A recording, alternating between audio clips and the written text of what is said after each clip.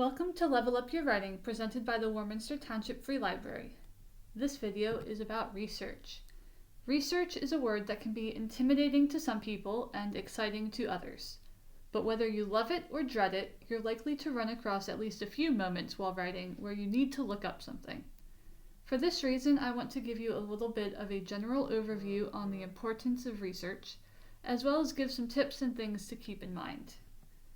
Research can make or break a story.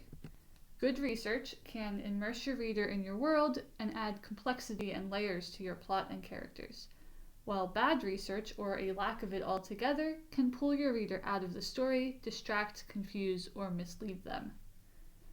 Research can take many forms and have various scopes, from small details to the big picture. In the very broadest of senses, to be a good writer, you need to be a good reader. While this is a general writing tip, reading a variety of types of books and stories is also one way to help you do some research for your own story. Read books in the same genre as your story to see how other writers approach similar topics and themes as you, and read outside your genre to find new ways to approach old ideas. One way to lessen the amount of research you'll need to do is to follow the often said advice to write what you know.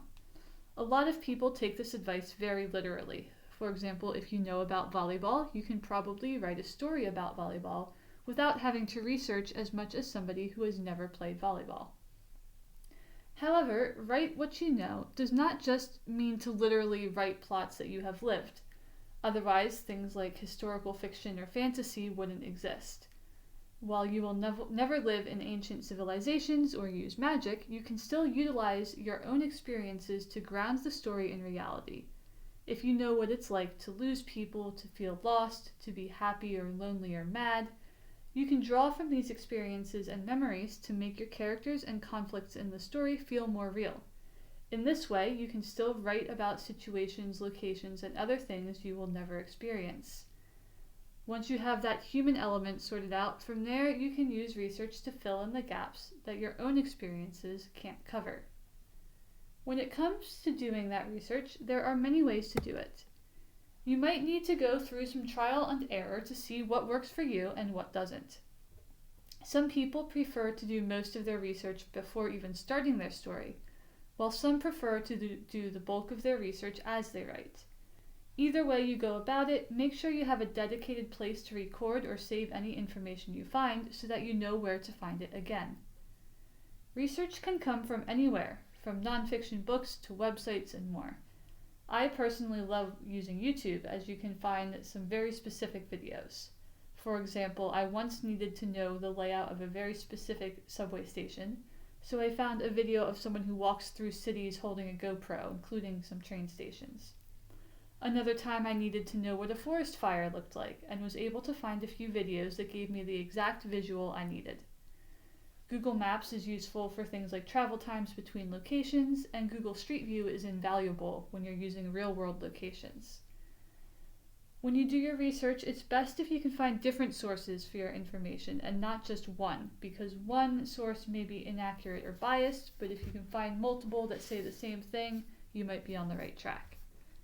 However, one thing that is very important to keep in mind when you're researching is that it is very easy to get distracted when you're doing research. One interesting thing will lead to another and another and another and so on. If you spend too much time researching, you might lose momentum, making it harder to get back to writing when the research is done. So knowing when to stop is something you're going to have to figure out. In cases where a specific detail isn't going to affect the plot and you're worried that looking it up may lead you to going down a rabbit hole of research, one trick that I use as a way to save that research for later is by using brackets. For example, if the specific type of boat that the character travels on isn't going to make a major difference in the plot of the story, but you still want to use a specific boat to give the reader a sense of time or place, you can place the word boat in brackets. Then keep writing your scene.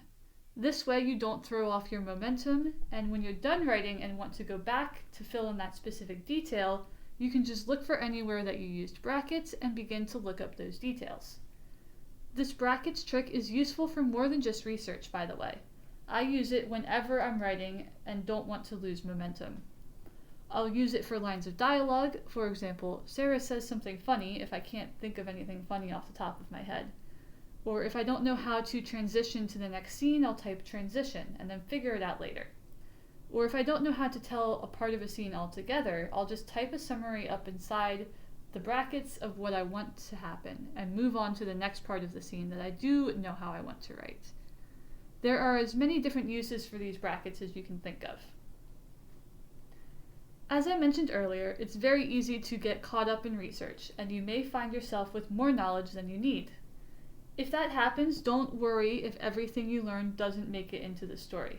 I know it can sometimes feel like the research was a waste of time, and it's tempting to then try to include everything.